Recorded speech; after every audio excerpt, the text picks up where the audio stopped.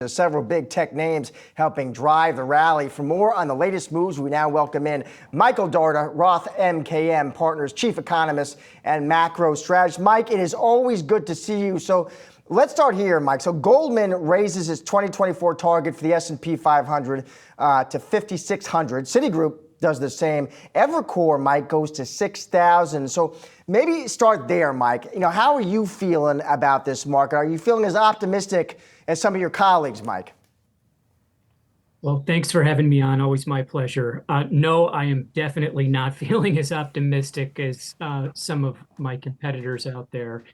But look, credit to where credit is due. If you've been bullish and you've just been following the trends and you've been following the momentum, that's been the right play this year, and it was the right play last year.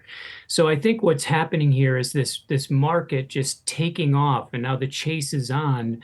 And folks are just going with the trend and extrapolating that out into the future. And, that's a double-edged sword, because if the trend doesn't change, then, you'll be right. But if it does, then, that's like walking straight off a cliff. So I am not optimistic. I mean, it's going to be difficult to time, but when valuations get this stretched and the leadership is this narrow, I think we are set up for pretty weak future returns. But the timing is a real challenge. Hey, Mike, it's Julie here. So even if it's going to be difficult to time, maybe you could give us an idea of what the contenders are for being that catalyst, though, because things usually don't just change just because valuations get stretched, for example. Usually there's some kind of trigger. What are your candidates for that trigger?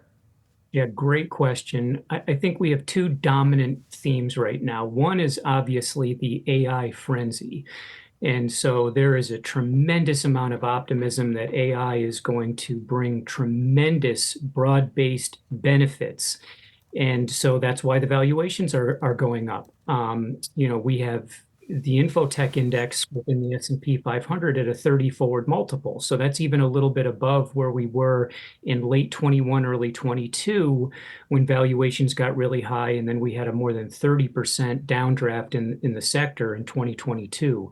Now, the causes were a bit different. People were worried that we might be going into recession. We had rapid inflation, rapid rate hikes. So this time around, I think something has to interrupt the story in terms of AI delivering all these benefits, and that's going to take time to play out. Right now, the expectations are quite high, and the higher they go, I think the bigger the risk is that we ultimately end up a bit disappointed about what's in front of us. The other dominant theme, in addition to the AI frenzy and a lot of enthusiasm there, is the soft landing story, which has been playing out. Fears that the economy wouldn't make it through last year without a recession, and we made it through, and then some. And payroll growth has stayed quite strong, even though the Fed did all of these rate hikes, the most rapid tightening campaign in 4 decades, and the economy is held in there. And so the soft landing, we've essentially been in a soft landing since the Fed stopped raising rates last summer. And so that theme has not been interrupted yet. And there's a lot of enthusiasm over the fact that the Fed likely will cut rates. That will be the next move. And I think the assumption is that any rate cuts at any time for any reason will simply be bullish. And I would challenge those assumptions, all 3 of them.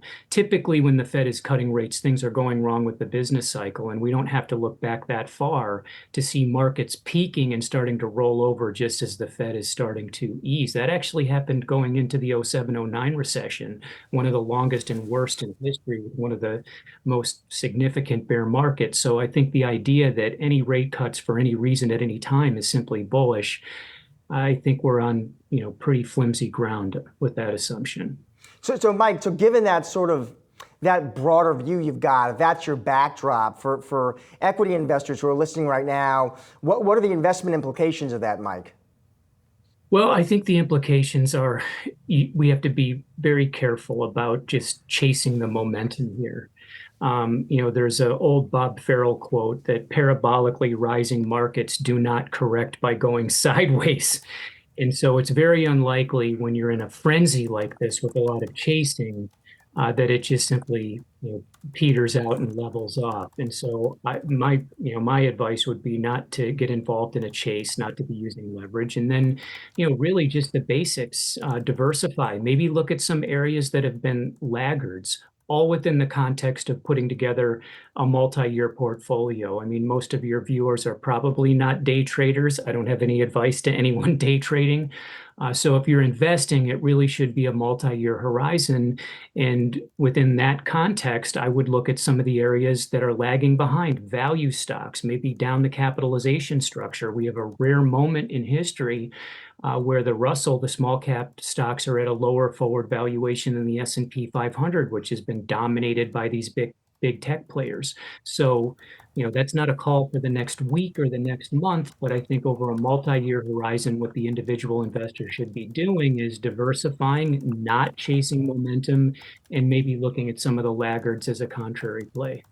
And Mike, when we try to figure out what this next period of time is going to look like as well, one of the charts that caught my eye in your latest note, you were talking about the inversion of the yield curve, right? And the fact that that is usually a recession signal. And you also have a chart of how stocks have done after past inversions. And stocks right now have done a lot better for a lot longer than we have seen in prior cycles here. So what do you think that reflects? And do you think that, that the recession is going to come even maybe before the end of the year or early next year?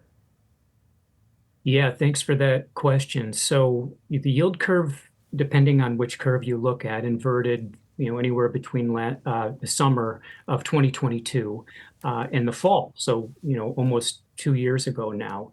And obviously, the fall of 2022 was the bottom of the S&P 500 after a 25% correction. And so we've zoomed from there. It's been an enormous rise. And it's mostly the price level because earnings estimates are only up 7 to 10% or so from there. So we've had a huge valuation expansion for the S&P 500 because the economy didn't fall into recession and people are very excited about AI. So it's been the best performance for the S&P 500 post-inversion in history. Now, part of that is that we also fell 25% going into the period where the curve first inverted.